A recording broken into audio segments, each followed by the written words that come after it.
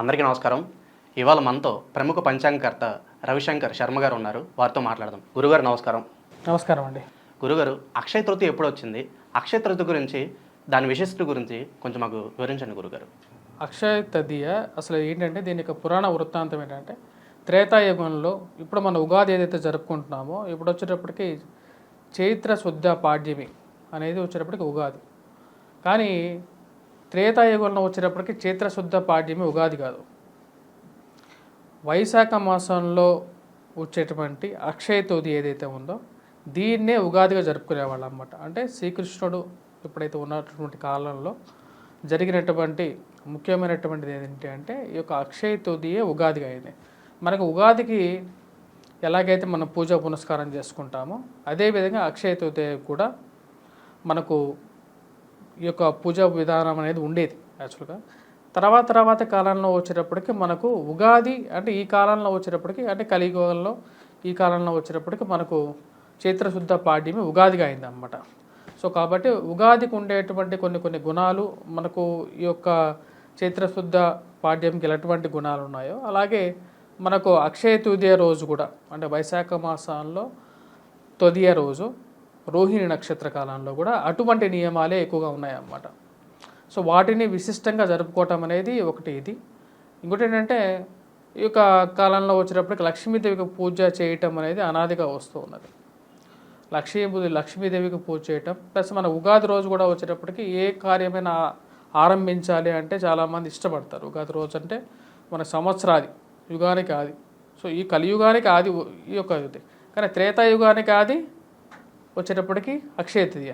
అక్షయ తృతీయ వచ్చేటప్పటికి త్రైతాయుగానికే ఆది. కలియుగానికి ఆది వచ్చేటప్పటికి చైత్రశుద్ధ పాడ్యం అన్నమాట. అటువంటి గుణాలు కలిగింది. ఈ యొక్క దినం రోజు లక్ష్మీదేవికి పూజ చేయటం అనేది ఒక నియమంగా ఆ రోజుల్లో ఉన్నది. దాన్ని మళ్ళీ మనం చేయటం అనేది మొదలుపెట్టాం అన్నమాట. లక్ష్మీదేవికి పూజ చేయటం వల్ల మనకు ఈ యొక్క సంవత్సరం మొత్తం సిరి సంపదలతో మనం కొనసాగుతాము అని చెప్పేసి ఆ యొక్క విధానాన్ని కొనసాగించటమే దీనిలో ఒక ముఖ్య ఉద్దేశం అన్నమాట. గురుగారు, మనకి అక్షయ తృతీయ రోజు ఎలాంటి పనులు చేయాలి, అలాగే ఎలాంటి పనులు చేయకూడదు కాస్త వివరించండి గురుగారు. ముఖ్యంగా అక్షయ తృతీయ రోజు మనకు వచ్చేటప్పటికి జనాల్లో ఉన్నటువంటి ఒక ముఖ్యమైనటువంటి ఆలోచన ఏంటంటే బంగారాన్ని కొనాలి అనేది అందరికీ ఉన్నటువంటి ఒక ఆలోచన. అదేవిధంగా నూతన వస్తువులు కొనాలి అనేది, నూతన వస్తువులు కానీ ఎందుకంటే తదియ రోజు రోహిణి నక్షత్రము మంచి అనుకూలమైనటువంటి గడియలు వైశాఖ మాసము ఇవన్నీ ఉన్నాయి కాబట్టి మంచి అనుకూలమైనటువంటి కాలంలో కాబట్టి ఈ యొక్క టైంలో మనం కొంటే సంవత్సరం మొదట్లో మనం ఎలాగైతే చేస్తామో జీవితాంతము ఆ సంవత్సరం మొత్తం ఎలాగైతే నడుస్తుందో అలాగే ఉంటుందని చెప్పి మనకు ఒక ఆలోచన అన్నమాట. అదేవిధంగా ఉగాది రోజు కూడా మనం మంచి కార్యక్రమాలు దేవుడికి దేవాలయాలకు వెళ్ళటం ఎలాగైతే చేస్తామో అక్షయ తృతీయ రోజు కూడా బంగారం కొంటే మన జీవితాంతము సిరి సంపదలతో ఉంటామని చెప్పి ఒక బిలీఫ్, ఒక నమ్మకం అన్నమాట. ఆ నమ్మకం మీదే అందరూ కొత్త వస్తువులు కొంటూ ఉంటారు. ఈ యొక్క దినం రోజు వచ్చేటప్పటికి నూతనంగా ఇంట్లో వాళ్ళు ఎవరైతే ఏదో పూజ లక్ష్మీదేవికి పూజ చేసుకోవటం అనేది అనాదిగా వస్తున్నటువంటి సాంప్రదాయం అన్నమాట. ముఖ్యంగా ఇప్పుడు చూస్తున్నట్లయితే ఇప్పుడు సమయం మనం చూసినట్లయితే మనకు ఉదయం పూట మేషలగ్నం అనేది ఉంది. దాదాపు 6:50 వరకు మేషలగ్నం ఉంది.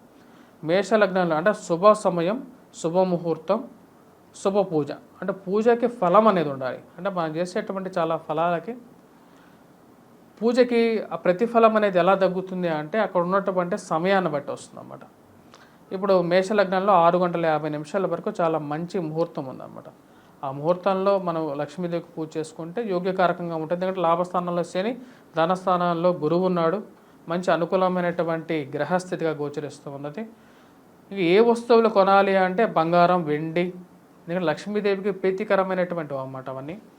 మరి వాటితో పాటు ఎనీథింగ్ ఏదైనా సరే ఒక వస్తువు తెల్లటిది కానీ లేకపోతే బంగారం రంగులో ఉన్నటువంటి వస్తువులు కానీ కొనవచ్చు.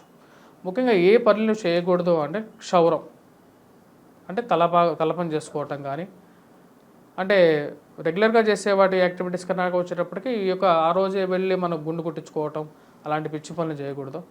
అదేవిధంగా ఎవరికైనా డబ్బులు అప్పు ఇవ్వటం, ఆ రోజు బ్యాంక్ లోన్లు తీసుకోవటం కానీ ఆ రోజు కాకుండా మిగతా రోజుల్లో తీసుకోవచ్చు. ఏ రోజు అయితే బాగుంటుందో ఆ రోజు తర్వాత రోజు చూసి తీసుకోవచ్చు. అదే రోజు కావాలని తీసుకోవటం కానీ ఇలాంటివి చేయకుండా ఉండటం మంచిది. వచ్చేటువంటి డబ్బు ఆ రోజు ఇంటికి తీసుకోవటం మంచిదే. ఎందుకంటే లక్ష్మి వస్తున్నప్పుడు వద్దనకూడదు. కానీ లక్ష్మి వేరే వాళ్ళ ఇంటికి ఇచ్చేటప్పుడు మటుకు ఒకటికి 2 సార్లు ఆలోచించి ఆ యొక్క ధనాన్ని ఇవ్వటం అనేది, వడ్డీకైనా సరే ఆ రోజు డబ్బులు ఇవ్వకుండా ఉండటం అనేది చాలా ముఖ్యం అన్నమాట. అధికమైనటువంటి ఖర్చులు ఆ రోజు పెట్టకుండా ఉంటే లక్ష్మి స్థిర నివాసంలో ఉండాలి. ఇప్పుడు నేను పెట్టినటువంటి చెప్పినటువంటి మేష లగ్నంలో వచ్చేటప్పటికి కూడా అదే అన్నమాట. కొద్దిగా మంచి బలమైనటువంటి టైం కాబట్టి ఆ టైంలో చేసుకుంటే బాగుంటుంది. ఆర్థిక ఇబ్బందుల వల్ల కొంతమంది బంగారం కొనలేని పరిస్థితి ఉంటుంది. అలాంటి వారు ఆ రోజు ఏం చేస్తే మంచిది అంటారు? ఆ రోజు వాళ్ళు ముఖ్యంగా వచ్చేటప్పటికి కుంకుమార్చన చేసుకోవచ్చు. అమ్మవారిని, లక్ష్మీ అమ్మవారిని ఇంట్లో ప్రతిష్టాపన చేసుకున్న తర్వాత నవగ్రహ ఆరాధన చేసుకోవాలి. దాని తర్వాత కుంకుమార్చన చేసుకోవచ్చు. దాని తర్వాత అమ్మవారికి చిన్న చిన్న పూజలు చేసుకోవచ్చు అన్నమాట. ఇప్పుడు మనకు డబ్బును బట్టేసేసి పూజ అనేది లేదు. అసలు డబ్బు అనేది వేరు, పూజ అనేది వేరు. బంగారం కొనాల్సిన అవసరం లేదు. ఇప్పుడు వాటి బదులు మన రూపాయి కాయను పెట్టైనా సరే అమ్మవారిని ఆ యొక్క లక్ష్మీ రూపంగానే దాన్నే భావించి దాన్నే పూజించవచ్చు. దానిలో తప్పేం లేదు. ఇప్పుడు మన అమ్మవారికి ఇష్టమైనటువంటి పెరుగుతో చేసినటువంటి దద్దోజనం కానీ, లేకుండా ఉంటే పొంగలి కానీ అమ్మవారికి నివేదనగా పెట్టచ్చు. ఆ రోజు ముఖ్యంగా వచ్చేటప్పటికి తామర పూలు, అమ్మవారు వచ్చేటప్పటికి కలువ పూల్లో ఎక్కువగా నివసిస్తూ ఉంటారు కాబట్టి అమ్మవారిని 108 కలువ పూలు, అంటే 108 కలువ పూలు అంటే ఈ రోజుల్లో సిటీల్లో రేటు కూడా ఎక్కువగా ఉంటుంది కాబట్టి అంత డబ్బులు పెట్టలేని వాళ్ళు ఒక కలువ పువ్వు అయినా పెట్టుకొనొచ్చు. అది కూడా లేని వాళ్ళు అమ్మవారికి ఎర్రటి పూలు, ఏవైతే మందార పూలు కానీ ఏవైతే ఎర్రటి పూలతో అయినా సరే అమ్మవారిని పూజించవచ్చు. మనసు అనేది ఎప్పుడైనా సరే భక్తి అనేది మనసులో ఉండాలి. అంతేగాని నువ్వు బయటికి ఆర్భాటంగా ఏదో జనాల కోసం నువ్వు ఎప్పుడూ ఏ పూజ చేయొద్దు. అదే శాస్త్రం చెప్తుంది అదనమాట. జనాల కోసం నువ్వు ఆర్భాటంగా ఏదైనా పూజ చేసినా సరే అది నీకు ప్రతిఫలాన్ని ఇవ్వదు.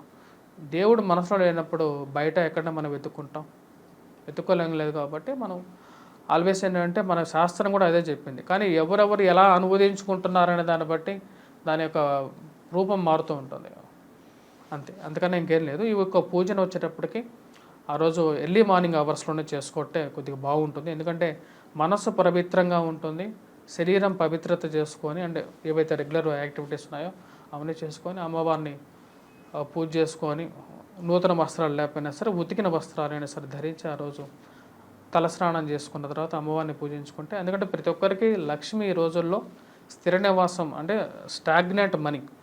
స్టాగ్నెంట్గా వచ్చి స్థిర నివాసం అంటే కదలనటువంటి స్థిర నివాసంలో ఉండేటువంటి అమ్మవారు ఎక్కడ ఉంటారు అంటే ఏ ఇంట్లో అయితే అనునిత్యం దీపం ధూపం నైవేద్యం జరుగుతుంటుందో ఆ ఇంట్లో అమ్మవారు స్థిర నివాసం ఉంటారని చెప్పేసి శాస్త్రంలో చెప్పబడింది అన్నమాట.